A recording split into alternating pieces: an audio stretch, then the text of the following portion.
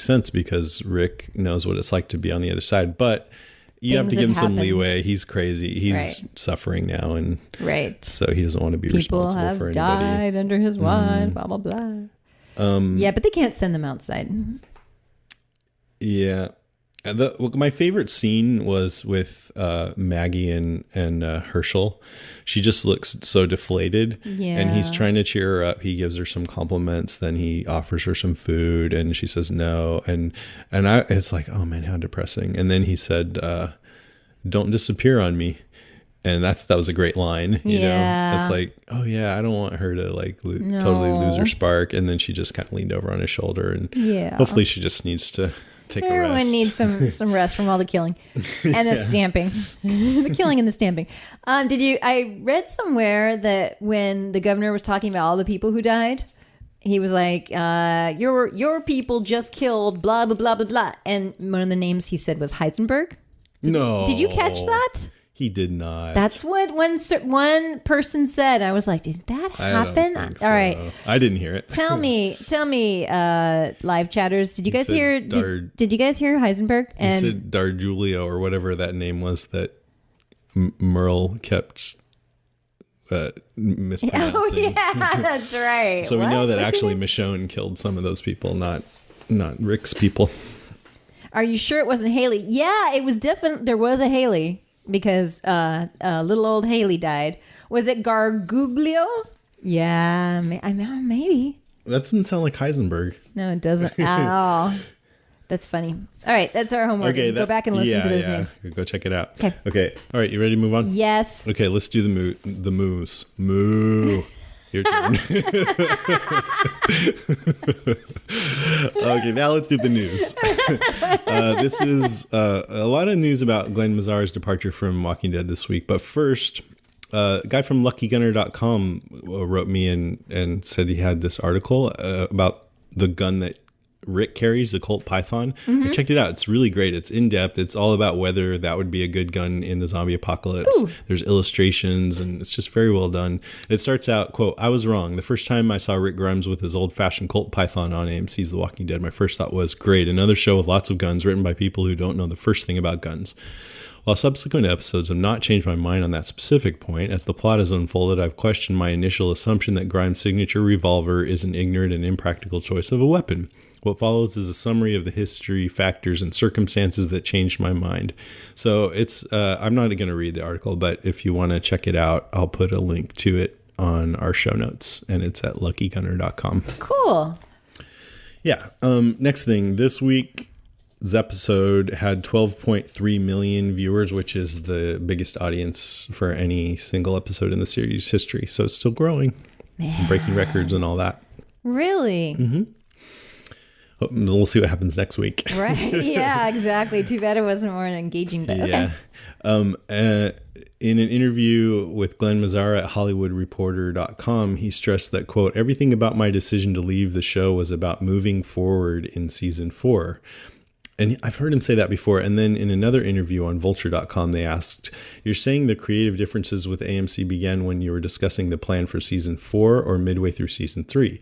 He says, "This is all a question of season 4 and beyond. It was a creative differences about how to push ahead with the story."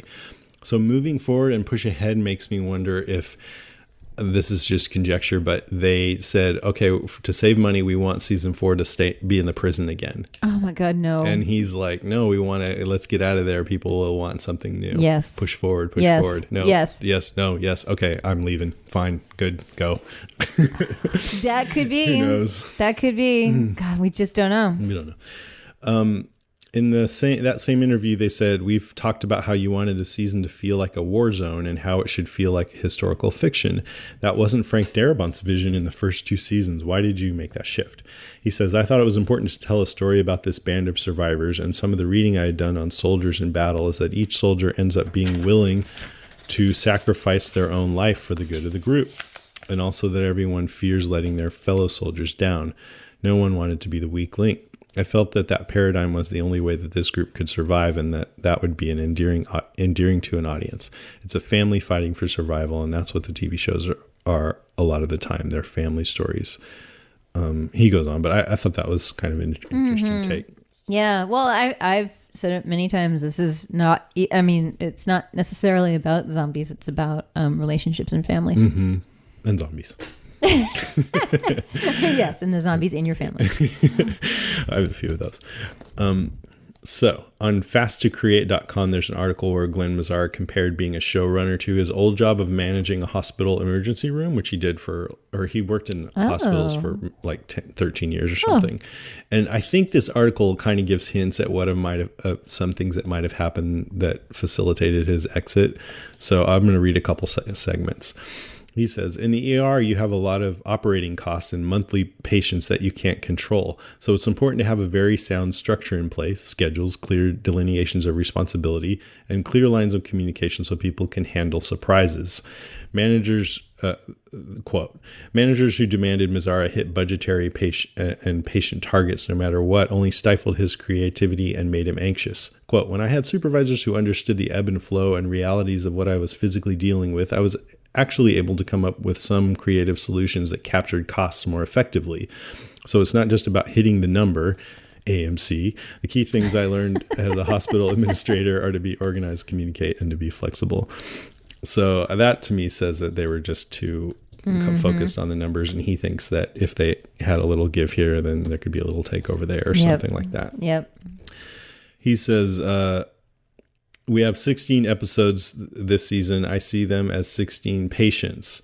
Episode number 1 came in the door. It was great. We'll take your blood pressure, give you some aspirin. You'll be out in an hour. One episode it needed a transplant. So I took it out of rotation, sent it upstairs for tests. We decided what sort of transplant, wrote it, and shot some new scenes, put them in, and the patient was healthy. Everyone was surprised because they thought that patient was DOA. Another episode was a car wreck.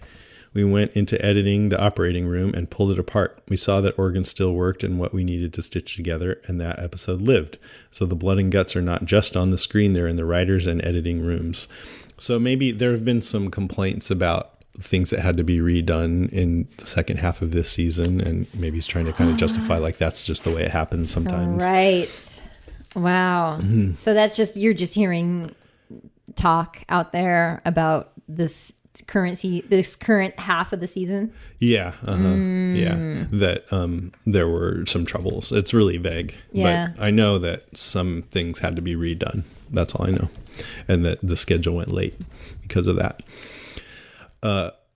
And then this one I think you'll find interesting. There's a conference every year called NATP. Have you heard of that? Nuh-uh. It's National Association of Television and Program Executives. Oh. And Glenn Mazzara and Lost showrunner Damon Lindelof were on a panel together. Oh. Yeah, I would love to have been at that. Yeah, right? And when the subject came around to him leaving Walking Dead, he said, when people involved with the show are looking at the long-term plan, they want something different. And actually, I'm not going to read that. That's just his usual, trying to be nice and not disparage anyone. Right. But Lindelof says, I don't know what the climate's like at that show or at AMC. There's a different culture at every network, but I do think that there's a bit of misconception in that if a show is doing very, very well, then there's a laissez-faire attitude about, well, they must be doing something right, so we're going to leave them alone. Because he said when he was first putting Lost together, before it ever aired, the higher-ups kind of left him alone because it was so weird, they didn't know what to make of the show. But he said after the show's successful debut on AMC, the pilot just went through the roof. Right. He says, quote, suddenly there were 7 executives I'd never met before, and it was more like, oh my God, don't fuck it up, he said. Yep. We're on the creative side of it, but it's a business, and the most expensive thing you can do on a television show is produce 3 seasons of it and get canceled, Lindelof said, at which point they both reportedly nodded in agreement, Lindelof and Mazzara. And then they both flipped off their individual networks. Yeah. And then, should I read this? Yeah. Okay. So this is kind of funny. In an interview with Hollywood reporter Greg Nicotero said that in the second half of the season, quote, Andrea's eyes are now opening. She had no idea that Rick and the others were still alive. Now she's learning that the group is not only alive, but that one of her friends has been captured by the man she's been romantically involved with. Her head is exploding. There's going to be a real redefinition of the governor to Andrea in the second part of the season. So this must be a very slow explosion because we haven't really seen it yet. We're waiting. We're waiting for something. Don't do that. Don't turn me away. Don't try to kill my friends, honey. Stop that. Come on, that's annoying. Oh, come and on. then he, in that same interview, Nicotero gave this really, I'd say, light spoiler because it's very vague. If you hate vague, light spoilers, skip ahead now. But he said, quote, "We'll probably end our season minus a cast member or two." Huh. So. Don't say that. Don't say that, brother. So we'll take a break. There's more to come.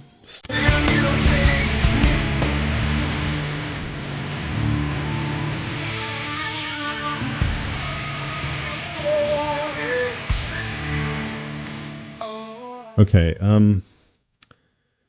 Listener moans, grunts, grunts. Yep. Brains. Oh, before we get into this, I wanted to show you. We got. That's actually kind of appropriate because a couple of our listeners made zombie faces with that Walking Dead app. Yeah. And Jarrell in particular sent some awesome ones. Look at this. He's so good at it. Sorry you guys can't see this, but I'm. Oh my God. Brittany's going to post these to the Tumblr page. Oh, Look at that. Oh, that's great. That's my favorite. It's so disgusting. Oh. Creepy. These are like his, his girlfriend, his grandma or something. Oh. Isn't that good? With a doll. Oh That's my him. God. I think. Jarrell? I think it's pronounced Jarrell, but I'm not sure. And then this is another listener that we have. Fantastic. Love it. Love it. Those are cool. Yeah, if you guys want to send those in, then we'll post them in batches on the. Did you do one for yourself? Tumblr. You know what? I did one, and it was awesome. And I was like, wow, that is so great. And then the app crashed before I saved it. And I was like disenchanted. So I put it away for a while. And then, because I spent some time on it. And then I did another one and it wasn't nearly as good. And I'm like, I can't get the magic back. So I've got to try again. But I loved it. And I just did those. I did the ones for me really fast. Yeah, but I thought I'll it was do another really one. fun. Okay, let's get on with our emails. Okay, the first one comes from Luke. Luke writes, about microbeers. What if we shipped each other microbeers to each other to get a taste of the coasts? I'm currently in Virginia on the East Coast, and we have so many great microbrews. Not to mention, I would love to taste the beers of the West. We could pick a price. That way, it's just like buying beer for yourself, but from the other coast. No. That sounds like a good idea, but it's too much work. Oh, it really is. And, Come out here, Luke. And I wrote to Luke. If you're here, we'll buy you. Yeah. I said, if you really want to do that, go to some beer enthusiast group online. I bet you can find where people are willing to do that. It sounds like a good idea, but I just feel so overwhelmed. We're harried. We're harried, Luke. We love you, Luke, but we're harried. But it's a sweet idea. Yeah, it really is. Thank you, Luke. Thanks, Luke. Okay, Sorry, this is we're from so stick on the Tina. road, man.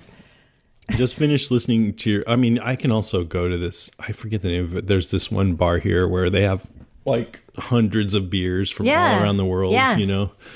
That's great. Okay, Tina, just finished listening to your podcast. Man, the finale of American Horror Story was amazing. I love season 1, but wasn't crazy the way they left it. Me neither. I was surprised season 2 was a whole new storyline. I was having trouble from time to time following the storyline, from aliens, Nazis, weird wood creatures, demon possession, etc. Yeah, good. I'm glad you like that. Maybe they're gonna do a whole new different story next season. So I think we should. I think we need to do an episode. Mm-hmm. Yeah, if it's good. Yep. I subscribed, by the way. I resubscribed to Netflix, and so I'm gonna start with season 2 and do the whole season 2. I think if you're gonna start with season 2, you'll have to wait until next year because they usually don't put the season on until the next season is about to start, which is a bummer because I'd rather you started with season 2 because I thought it was way better. Well, I'm gonna watch the season 2. You got me. Cool. This one comes from Zach. Zach says, do you think they'll get to see any new characters in season 3.5? I haven't read the comics and I don't care about spoilers, so theorize away, sir. On another note, fucking love the title of your last episode. If there exists a show that I hold the same obsession for as Walking Dead, it's definitely Breaking Bad. The title of our last episode was Say Our Name, which was a play on the name of the episode we reviewed, which was Say My Name. Right. Can't wait to see the intensity, then hear the analysis from y'all. Keep up the good podcasting. I will listen to every single one. P.S. Y'all should definitely start the first hybrid podcast, calling it Breaking Dead or Walking Bad. Well, maybe it sounded better in my head. Don't get bit. bitches. See what I did there? That's great, Zach. Zach, I urge you, if you are at all a Downton Abbey fan, go to put in for YouTube, what is it? Breaking Abbey, and watch the hybrid Breaking Bad Downton Abbey. It's hilarious. It stars the cast of both, right? Or is it? No, it's Downton Abbey. Yeah, it's Downton Abbey cooking tea. Yeah, it's good. So do you think we'll get to see any new characters in season 3.5? It's been so long since I read the comic around. I don't want to spoil anyway, but around this time that I don't remember. There's probably going to be a few new ones, but now that they've introduced Tyrese, and I think they'll also start focusing a little bit more on some of the Woodbury people. Like they keep showing that one big black dude with a bushy beard. It seems like they would focus on him a little bit more. I think we'll see some new zombies in season 3.5. Saying.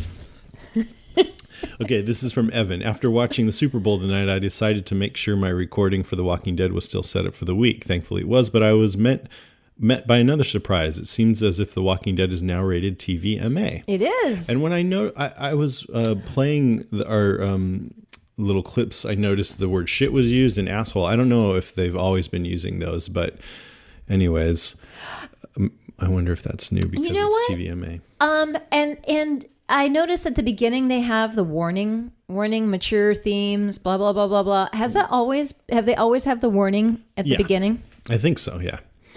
He says, not that I'm really surprised or anything, as there's a lot of gore, but that also means things could be getting a bit more intense content-wise. This could just mean that the show will stay the same, gory, or get more gory and possibly have more swearing. A couple F-bombs would be nice. Oh, the comic has a lot of it. I counted somewhere in the realm of 20 uses of fuck, and this could mean we're becoming more close to the comic book, possibly. Anyway, it seems like as if the PTC, Parent Something Council, got what they wanted. No more 14-year-old kids watching heads cleaving in half, or so they hope, as if this rating will affect anything. It won't. The Walking Dead is still available on demand and Netflix. Anyways, tell me what you guys think of the new rating. I think it's appropriate. It's like if you're going to have these ratings, that would be the one to give it. And if I was 13, I would ignore it and watch it anyways. They certainly didn't hold back this episode. Yeah. There's lots of gore. Stomping some dude's head in. Thanks for writing, Evan. This one comes from Jennifer from Southern Indiana. I'm so glad the rest of the season is here. I was glad to see that both Daryl Merle made it out of Woodbury alive. I was hoping to see Merle allowed into the group, but he was still such an ungrateful moron when they got out that he deserved to be sent on his way. I'm sure we haven't seen the last of Daryl, though. I bet Merle doesn't make it too long. Rick needs to be locked in a cell until he gets past his psychotic break. Agreed. It's time for one of the group to step up and take control. If they keep following Rick, it's going to be bad. I really thought there would be a little more action this episode. Hopefully next episode we will see the standoff between Rick and the governor start to fall into place. And what about Andrea? Is she going to start running Woodbury? She's definitely going to be promoted after her little pep rally. You'd think, I mean, they were looking at Rick like, what the hell? Like Herschel was when he was talking to Ghost Lori. You'd think after that they would start at least talking among themselves about a plan B, So hopefully I want to see that, because if they don't do that, I think it's kind of ridiculous. Yeah. They don't at least sort of broach the subject of maybe we should be thinking about having a new leader for a while. This is from Marcus. I don't know why last night's episode was called Suicide Kings. Maybe it's because the people in Woodbury and the prisoner are both suffering from a meltdown, and both groups seem to be turning on their leaders. I think we can relate to the meltdown in Woodbury. We who? You and your wife? No, I'm just kidding. The people reached to the sudden unexpected violence by either reacted to the sudden unexpected violence by either trying to run away or going crazy with their guns. It looked familiar. Interesting. What? I don't get it. Who else did that? I think we can. I think we as a people, because of maybe the gun stuff. Mm-hmm. Oh, I see. Oh, gotcha. Okay. No politics. Got it. No one is melting down worse than Glenn. I liked seeing Glenn stomp the walker into mush and then start yelling at Rick. It wasn't as bad as Rick seeing the ghost of Lori, but it was bad for Glenn. Let's see how it affects his relationship with Maggie. Welcome back, guys. I hope you had a great holiday and break. Aw, see? They say we had a break. Big holiday and break. I didn't say we didn't have a break. Big holiday But and break. when I started the show, I said, let's talk about what we've done since the last episode that we recorded, because it's been 3 weeks. And then you started talking. I heard break. You hear what you want to hear. I guess. Oh, okay. This one comes from Rayanne. Oh, we love Rayanne. The Michonne Rick thing is really aggravating. Michonne obviously went to them for a reason and yet refuses to actually speak to anyone, which is totally ridiculous and the epitome of unhelpful. God, isn't that true? God. And while I understand Rick's frustration with her, I think his go-to reaction of grabbing at her wound and telling her to go to get lost is both overkill and just plain stupid, because that's how you make enemies, not allies. It's reminiscent of not being okay with humanely killing or even stranding Randall. But somehow imprisonment and torture is just fine. Yeah, couldn't agree with you more. Gosh, good point. By the way, doesn't that kid, one of the, either Alan or Ben, I can't tell who's who, one of them looks exactly, in my opinion, like Randall. I also think that that was me, by the way, not Rayanne. Rayanne continues. I also think he should have done whatever he had to do to keep Daryl in the group. Even if that meant bringing Merle back and throwing him in a cell or something for a few days until the shock of the family reunion wore off and they could all think logically again. I don't recall that possibly even being thrown out there. And even though I have faith in the Dixon boys' survival skills, the fact remains that they are not now off the map, and finding them again will be extremely difficult to impossible. Just my 2 cents, and Andrea has issues, and I don't really get what's going on between Glenn and Maggie, except I suspect that it's something to do with a broken male ego or something. Yeah. Glenn, he's really upset that the governor made Maggie take her shirt off and humiliated her. He seems like he's even more upset about that than he is about Merle beating him up and sending in a zombie in to kill him. Which I guess I can understand that. But I was surprised that he was so just torn up with rage about that. But I can understand it. What do you think? I mean, he didn't rape her.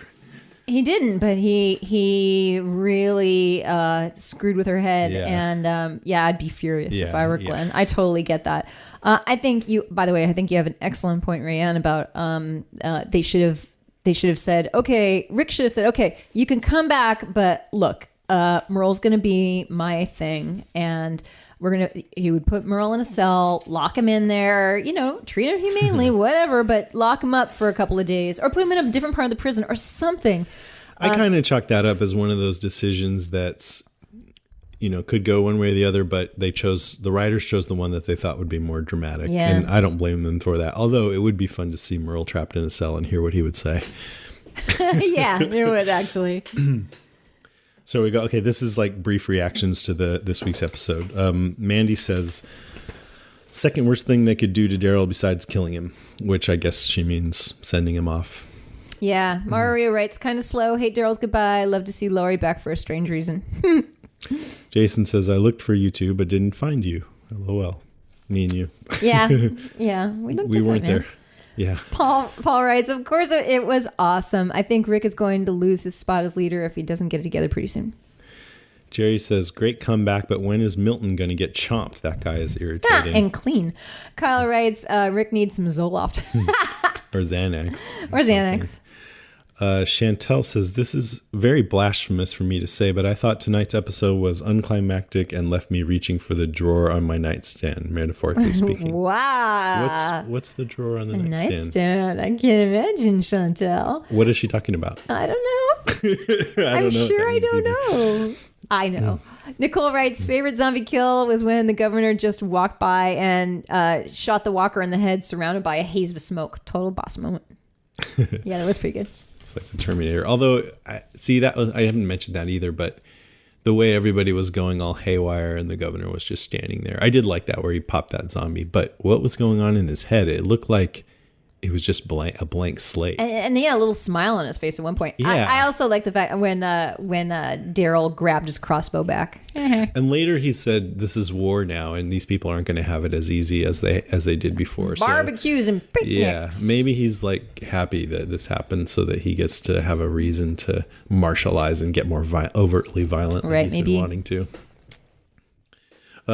Jeremy says, I think Glenn might be getting ready to step up and take control of the group. I wouldn't go that far. Maybe though. He said, no, I'm not, no more talking for me. Daisy said, I was a little disappointed. I don't know what I expected to happen. It just felt flat. I don't know. Maybe I was just too excited after the long wait. No, I think some people agree with you. Mm-hmm. James said, I enjoyed the episode, but it was a bit anticlimactic after the wait. The resolution to the Dixon brothers, quote, rock and a hard place situation was not very satisfying, not very believable.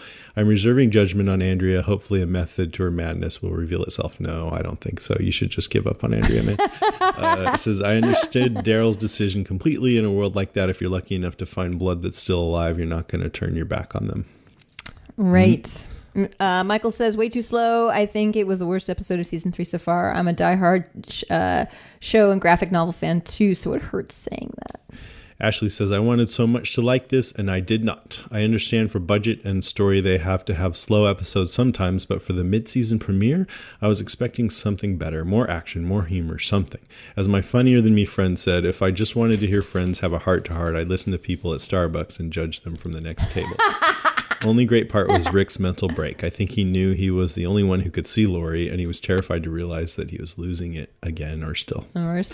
Timmy says, single most boring ever equals jump the shark. Oh, come on. One slow episode and you write the show off. All right, Timmy, you're not allowed to watch it anymore. Yeah, fine. Bye, Timmy. Aspen, thanks for listening.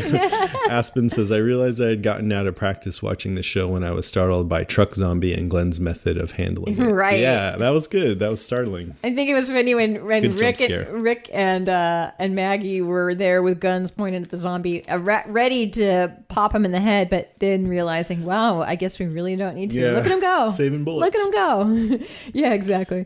Pete Ilani says, I thought that Norman Reedus was amazing. His performance was the most complex of everyone's. Overall, I feel the episode was a bit flat.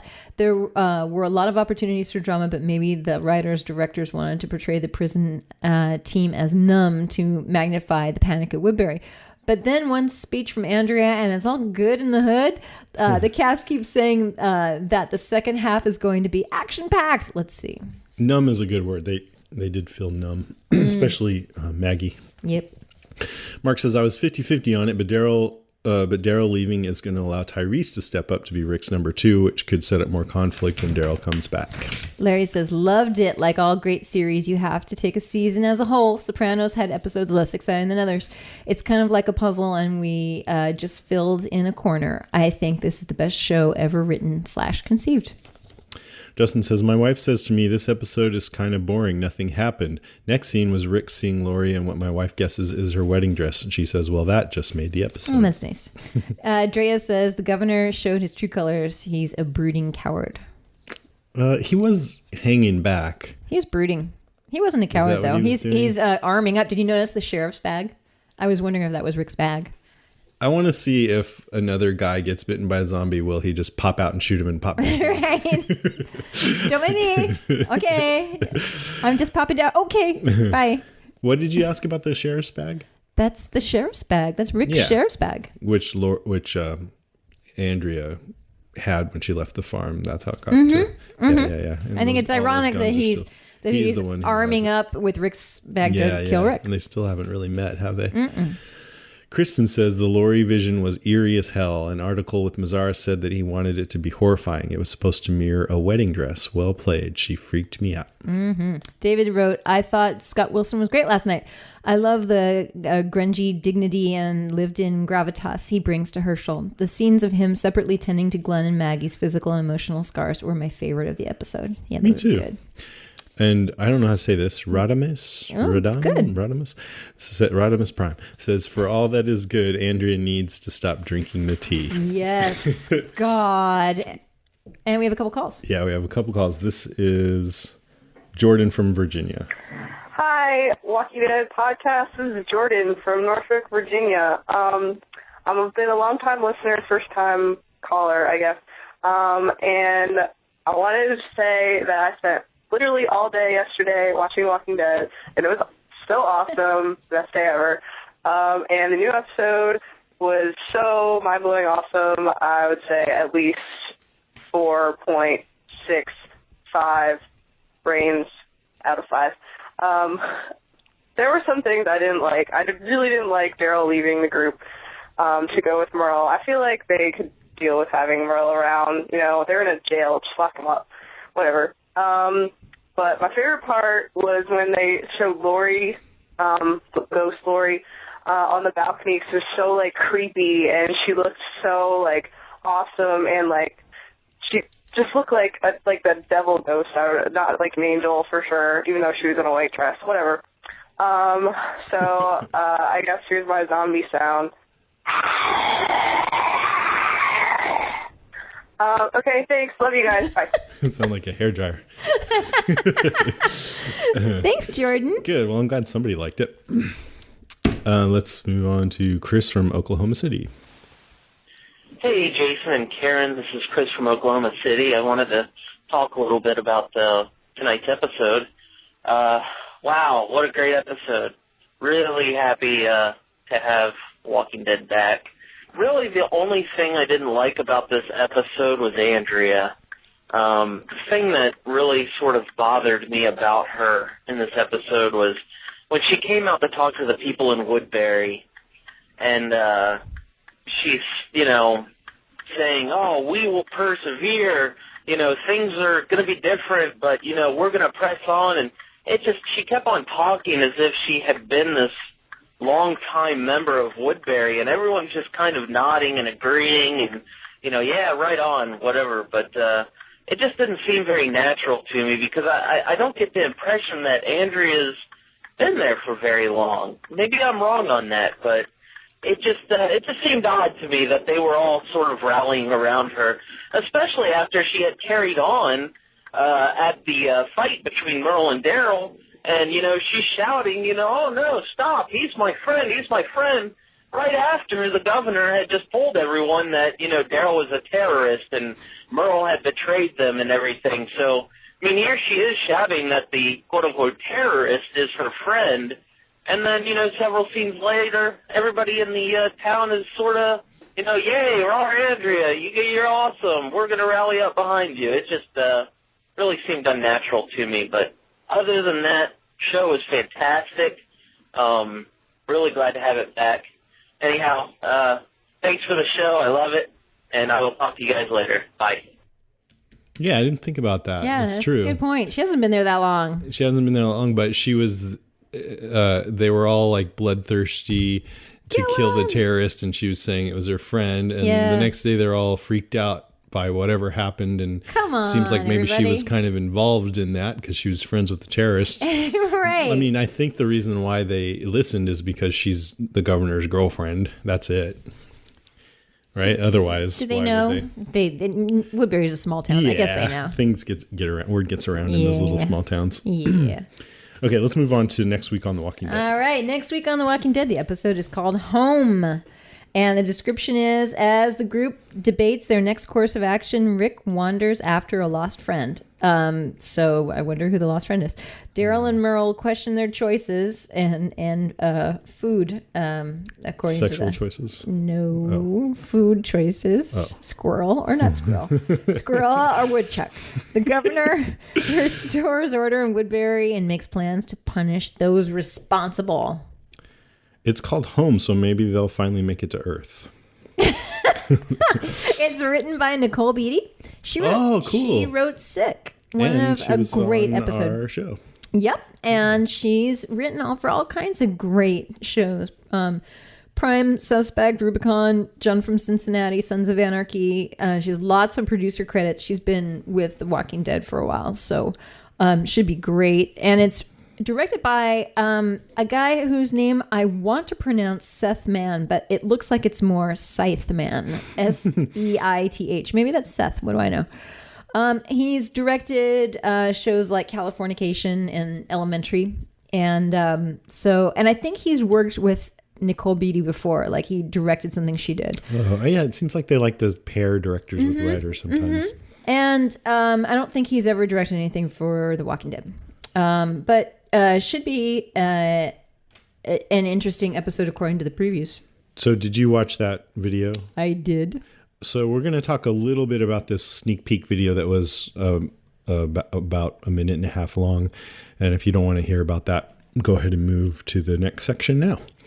So I liked it. It was Daryl and Merle walking around looking kind of hungry and weak. Wouldn't you say? And there, it's clear that Daryl wants to go back to the prison. He's like, come on.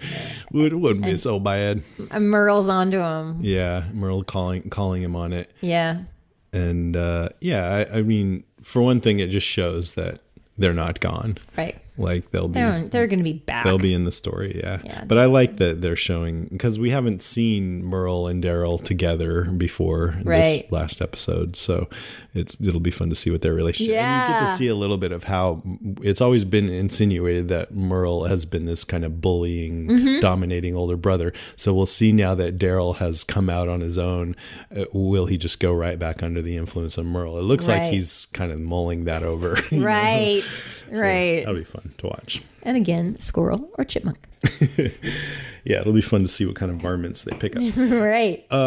Okay, now we're going to talk just a little bit about Warm Bodies, this new kind of rom-com zombie movie that came out last week. And we decided, instead of doing a whole analysis since it's fresh, that we would just talk about it like reviewers do and not spoil too much, so that it's more of a we'll tell you whether we think you should see it rather than just like explicate the whole thing. So you can still listen to this even if you haven't seen don't it. worry, You don't mind a few little hints about what's happening. We won't spoil too much. So the end was crazy. No, kidding. yeah. So what would you like on a 5-point scale? What do you give it? I'd give it a solid 4.5. Really? You liked it, huh? Really you giggled a lot. I loved it. It was pretty funny. It was funny. Yeah. They didn't take itself too seriously, which is what I liked. It was a very light movie. Yes. And yeah. As opposed to like Twilight. Twilight's very heavy and brooding, ponderous and takes itself very seriously. And Edward looks over at Bella, blah, blah, blah. And this is actually really hilarious. And it's written by, directed by a director that I like, Jonathan Levine, who directed 50-50. Did you see 50-50? Yeah. Really good. I mean, if you can make a Joseph Gordon-Levitt and cancer, yeah. And Seth Rogen, if you can make a funny movie about cancer, you can make a funny movie about zombies. It's a zombie rom-com. I liked 50-50 more. This movie, I liked. It was cute. Yeah. It was good for what it was. It was very light. It was completely predictable. I knew from frame one how it was going to end. Yes. And there's so many movies like that. And I'm a little jaded because I've seen so many movies. So I try to find stuff that will surprise me. And this didn't really surprise me a lot. Although it was well done. It was funny. The acting was good. The zombie guy was great. He was so good at being a semi-conscious zombie. Nicholas Hoult. You need to see this movie he was in when he was a kid called About a Boy. And it's got Hugh Grant in it. And it's so freaking great. It's a great movie. And is he in it much? He's in it all the whole time. It's about this kid, as the name would suggest, and he's wonderful. And he's grown up into be a very handsome. He looks like a goth dude. I mean, he does. Partly, there's also a part of me that's like, come on, this is fucking ridiculous. These aren't zombies. This is not a zombie movie. They're just cashing in on the zombie craze, and they're turning it into romance. But zombies and romance don't go together. And the thing I like about zombies is they're mindless. So when you take that away, then suddenly it's not what I like, Yeah. So that part of me was going, and then I'm like, it's cute, it's funny. He didn't have that many thoughts, really. I mean, at first, his thoughts weren't very complex. His thoughts were like his words. I mean, he just looked over at the girl, and his thought was pretty. that doesn't address that at all. Like, zombies are supposed to be ravenously hungry, not cute. Well, they get that. They do get that way. This is an interesting movie, and I'm not giving anything away. They show this at the very beginning, but there's a progression to the zombies and fresh zombies. But what we saw with Nicholas Hoult was a progression in the other direction. True. Not the way I like. True, but they're the really lost causes they refer to as bonies. Yeah, and the one moral, I'll tell you the moral of the story is that we should not discriminate against The zombies except for the really ugly ones. Go ahead and discriminate against those. Love conquers all people, even in the zombie Apocalypse. Apocalypse. Okay. And Rob Corddry's in it, and I love Rob He was Corddry. a good zombie. Yeah, he was. I give him that. All right, let's move on. Okay. Let's end the show. Let's do it.